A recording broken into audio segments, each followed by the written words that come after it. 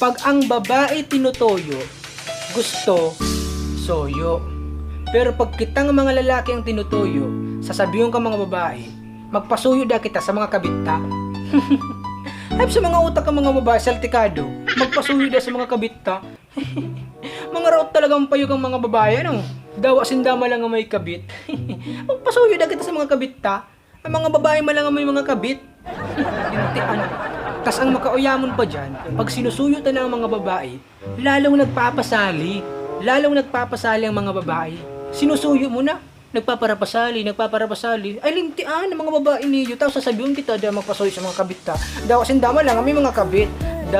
Tapos, ikaman si patal. Suyo man sa ng soyo. Soyo sa ng soyo, dawa magparasuyo ka, mayo man sa na yan. Magsuyo ka, pag may bata ka na, palpal.